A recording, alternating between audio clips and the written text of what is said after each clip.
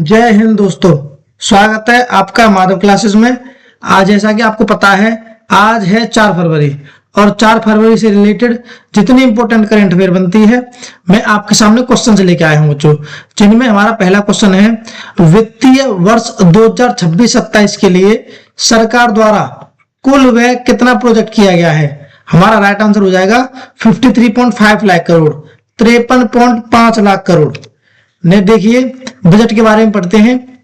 Budget हर साल 1 फरवरी को लाया जाता है। पहले बजट 28 फरवरी को लाया जाता था, जिसे 2017 में बदलकर 1 फरवरी कर दिया गया। फाइनेंस मिनिस्टर निर्मला सीतारमण सबसे ज्यादा लगातार बजट पेश करने वाली फाइनेंस मिनिस्टर बन गई हैं। सबसे ज्यादा बार मोरारजी देसाई ने बजट पेश किया है, पर उन्होंने लगातार नहीं किया। उन्होंने 10 बार किया है बच्चों। देखो, पी चिदम्बरम ने 9 बार बजट पेश किया है। प्रणब मुखर्जी ने 8 बार बजट पेश किया है। देखिए एक्सपेंडिचर व्यय मतलब खर्च, गवर्नमेंट ने इस साल कुल व्यय 53.5 लाख करोड़ का लक्ष्य रखा है। टोटल ऋण को छोड़कर टोटल रिसीप्ट्स 36.5 लाख करोड़ का है। सेंट्रल गवर्नमेंट की कुल कर प्राप्ति 28.7 लाख करोड़ होने का अनुमान है। देखो, राजकोषीय घाटा या फिस्कल डिफिसिट जीडीपी का 4.3% होने का अनुमान है। यह 2025-26 में 4.4% का टारगेट रखा गया था। पब्लिक कैपिटल एक्सपेंडिचर व्यय 12.2 लाख करोड़ का अनुमान है बच्चों। 2025-26 में कैपिटल एक्सपेंडिचर 11.21 लाख करोड़ का अनुमान है। नेक्स्ट क्वेश्चन है, प्रधानमंत्री नरेंद्र मोदी ने पंजाब के आदमपुर हवाई अड्डे का नाम बदलकर किस महापुरुष के नाम पर रखने की घोषणा की है। राइट आंसर हो जाएगा श्री गुरु रविदास जी। देखो, प्राइम मिनिस्टर नरेंद्र मोदी ने घोषणा की है कि जालंधर के पास आदमपुर एयरपोर्ट का नाम बदलकर श्री गुरु रविदास जी एयरपोर्ट किया जाएगा। यह घोषणा संत गुरु रविदास की 649वीं बर्थ एनिवर्सरी के शुभ अवसर पर की गई है। पीएम मोदी ने लुधियाना स्थित हलवारा एयरपोर्ट की नई टर्मिनल बिल्डिंग का उद्घाटन भी किया है। यह भारतीय वायुसेना इंडियन एयरफोर्स का एक प्रमुख एयरबेस है। संत रविदास की जी, देखिए संत गुरु रविदास जी के बारे में पढ़ते हैं। वे 15वीं-16वीं सदी के भक्ति आंदोलन के एक महान संत, कवि और समाज सुधारक थे। इनका जन्म शीर गोवर्धनपुर, बनारस, उत्तर प्रदेश में हुआ था। उन्होंने कास्ट सिस्टम का विरोध किया और इक्वलिटी का संदेश दिया था। उन्होंने बेगमपुर शहर की संकल्पना दी थी, एक ऐसा शहर जहां कोई दुख या डर न हो। उनके 40 शब्द सिखों के पवित्र ग्रंथ गुरु ग्रंथ साहिब में शामिल है बच्चों। देखो, नेक्स्ट क्वेश्चन है, मुख्यमंत्री ग्रामोत्थान योजना की शुरुआत किस राज्य में की गई है। राइट आंसर हो जाएगा गुजरात में। गुजरात गवर्नमेंट ने मुख्यमंत्री ग्रामोत्थान योजना लॉन्च की है। गुजरात के चीफ मिनिस्टर भूपेंद्र पटेल ने आनंद जिले के भद्रन, गुजरात से योजना की शुरुआत की है। योजना का मुख्य उद्देश्य गांव में शहरी सुविधाएं प्रदान कर ग्रामीण शहरी अंतर को कम करते हुए महात्मा गांधी के ग्राम समाज के आत्मनिर्भर गांव के सपने को साकार किया है। ये हैं भूपेंद्र पटेल जी। देखें, पहले चरण में 1 से 14 तालुका 114 तालुका मुख्यालय वाले गांव में वो विकसित किया जाएगा। इन गांवों में पवद रोड्स, अंडरग्राउंड ड्रेनेज और ऊर्जा वाली स्ट्रीट लाइटें और डिजिटल ई ग्राम सेवाएं दी जाएंगी। भविष्य में 10,000 से अधिक आबादी वाले गांव को भी इस योजना से शामिल किया जाएगा। मुख्यमंत्री ग्रामोत्थान योजना। नेक्स्ट क्वेश्चन है, थाईलैंड मास्टर्स 2026 में BWF सुपर 300 महिला एकल खिताब किस भारतीय खिलाड़ी ने जीता है। हमारा राइट आंसर हो जाएगा देविका सहाग ने। देखो, भारत की यंग बैडमिंटन प्लेयर देविका सहाग ने थाईलैंड मास्टर 2026 में BWF super 300 women single title जीता है। थाईलैंड मास्टर 2026 का आयोजन बैंकॉक, थाईलैंड में किया गया था। फाइनल में देविका सहाग ने मलेशिया की गोह जिन वेई को हराया है। यह देविका सहाग का पहला सुपर 300 खिताब है। देविका सहवाग अब 3rd इंडियन वुमेन बन गई हैं जिन्होंने BWF सुपर 300 का खिताब जीता है। देखो, उनसे पहले केवल 2 खिलाड़ियों ने यह मुकाम हासिल किया था। पहली थी साइना नेहवाल, ये है साइना नेहवाल जी। दूसरी थी PV सिंधु, ये है PV सिंधु जी। अच्छा, BWF सुपर 300 क्या होता है बच्चों? देखो, यह badminton world federation world tour की एक कैटेगरी है। नेक्स्ट क्वेश्चन देखते हैं। चर्चा में रहा अग्नि परीक्षा संयुक्त अभ्यास किन 2 बलों के बीच आयोजित किया जाएगा? राइट आंसर हो जाएगा इंडियन आर्मी और ITBP में। देखिए, इंडियन आर्मी और Indo Tibetan border police ITBP ने मिलकर अरुणाचल प्रदेश में एक विशेष युद्ध अभ्यास किया है जिसे अग्नि परीक्षा का नाम दिया गया है।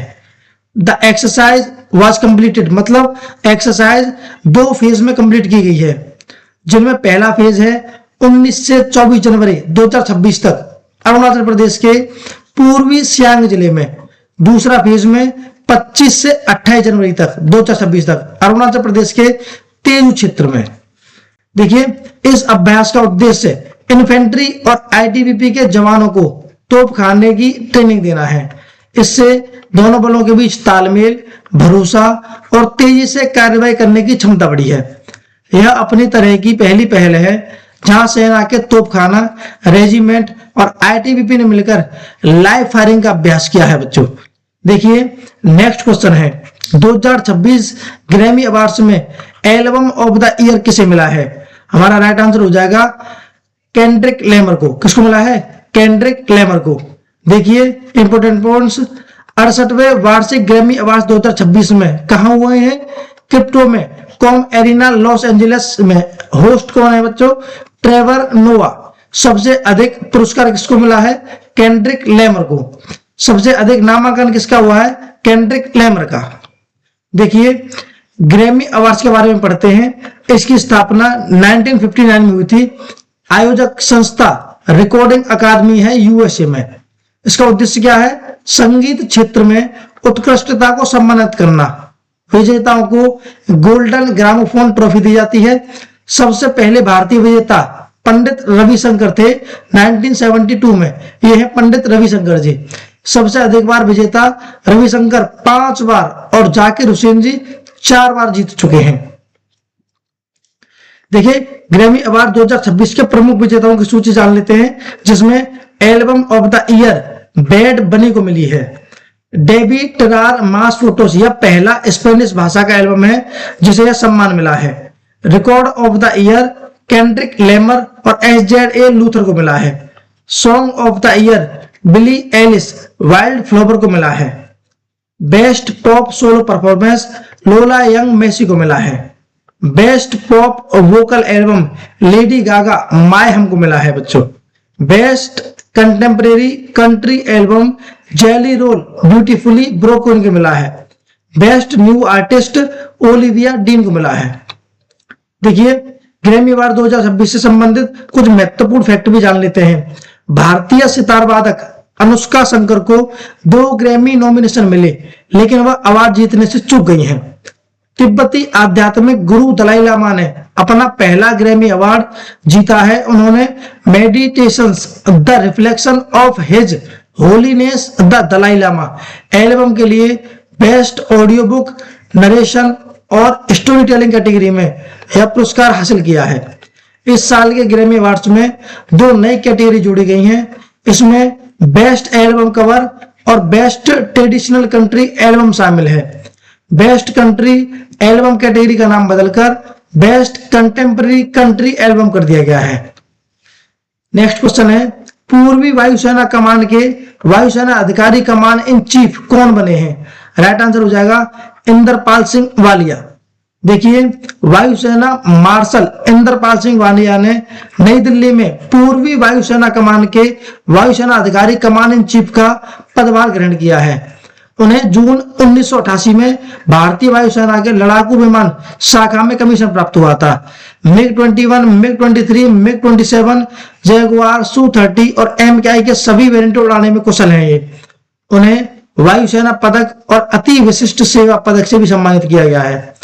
भारतीय वायुसेना के बारे में पढ़ते हैं बच्चों, जिसमें स्थापना 8 अक्टूबर 1932 को हुई थी।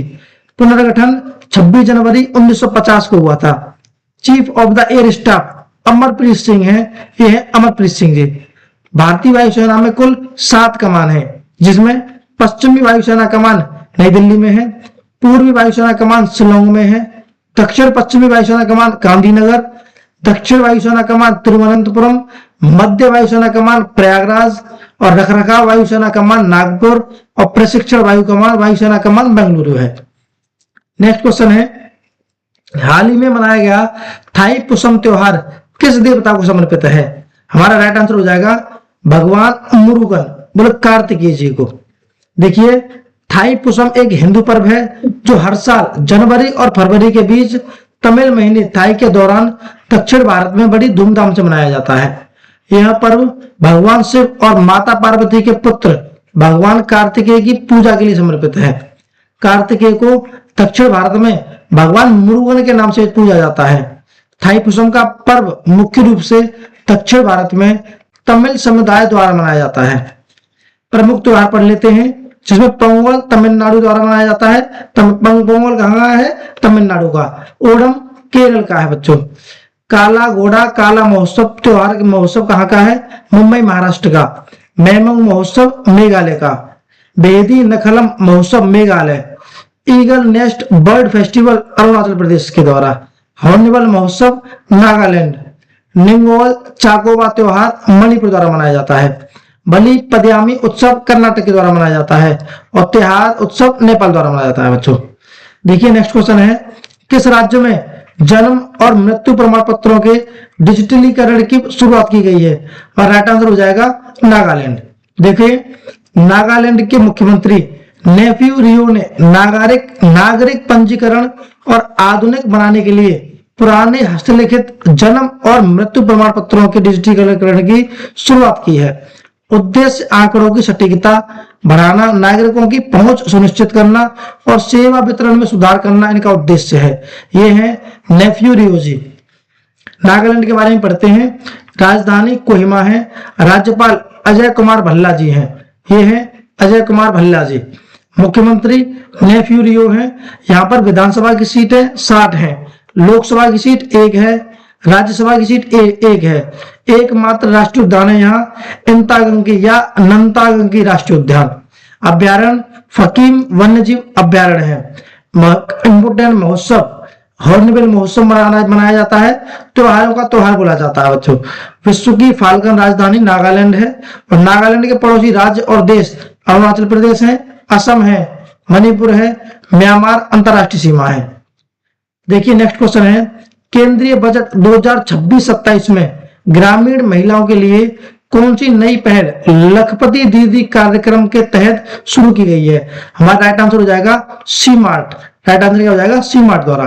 देखिए, केंद्रीय वित्त मंत्री निर्मला सीतारमण ने केंद्रीय बजट 2026 में ग्रामीण महिलाओं के आर्थिक सशक्तिकरण के लिए लखपति दीदी कार्यक्रम के विस्तार की घोषणा की है।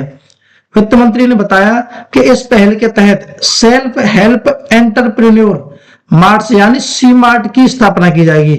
ये सी मार्ट सामुदायिक स्वामित्व वाले रिटेल आउटलेट होंगे। लखपति दीदी योजना की शुरुआत की गई है। इंपोर्टेंट फैक्ट्स पढ़िए। लखपति दीदी कार्यक्रम भारत सरकार की एक महत्वाकांक्षी योजना है। अगस्त 2023 में शुरू हुई थी।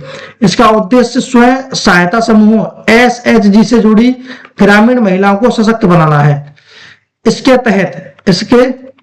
तहत महिलाओं को कौशल विकास और वित्तीय सहायता प्रदान करना, उन्हें प्रतिवर्ष 1 लाख रुपए से अधिक हेल्प करना। देखिए, नेक्स्ट क्वेश्चन है, विश्व आर्द्रभूमि दिवस प्रत्येक वर्ष किस तिथि को मनाया जाता है? राइट आंसर हो जाएगा 2 फरवरी को।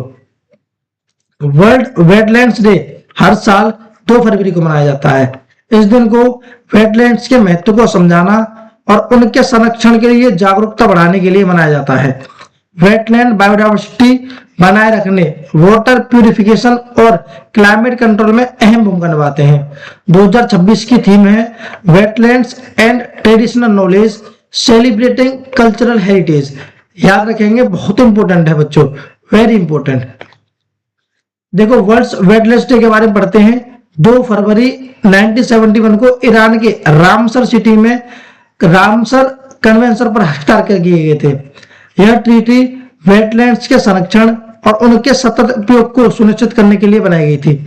2021 में यूनाइटेड नेशन जनरल असेंबली ने ऑफिशियली 2 फरवरी को वर्ल्ड वेटलैंड्स डे घोषित किया है। इंपोर्टेंट पढ़ते हैं वेटलैंड्स के बारे में। वेटलैंड्स पृथ्वी के केवल 6% एरिया को कवर करती है, लेकिन वे 40% बायोडाइवर्सिटी को सपोर्ट करती है। वेटलैंड्स प्राकृतिक फिल्टर की तरह काम करती है, जिससे वाटर सोर्सेज की सफाई होती है। ये जल को सोखकर बाढ़ से बचाव में मदद करते हैं। वेटलैंड्स कार्बन को संग्रहित कर ग्लोबल वार्मिंग को कम करने के लिए सहायक होते हैं। देखिए बच्चों, इस तरीके से हमने आज की वीडियो को या आज की करंट अफेयर को पढ़ लिया है। बहुत इंपॉर्टेंट करंट अफेयर के क्वेश्चंस थे। अच्छा, लास्ट वीडियो का क्वेश्चन है, इसका आंसर आपको कमेंट बॉक्स में देना है। क्वेश्चन है, हाल ही में किस 2 आर्द्र भूमि को नए रामसर साइट के रूप में मान्यता दी गई है? इसका आंसर आप लोग कमेंट बॉक्स में देंगे। हमारी क्लास डेली सुबह 6:30 बजे आ जाती है। क्लास को पढ़ें, सब्सक्राइब करें और अपना ख्याल रखें। बाय।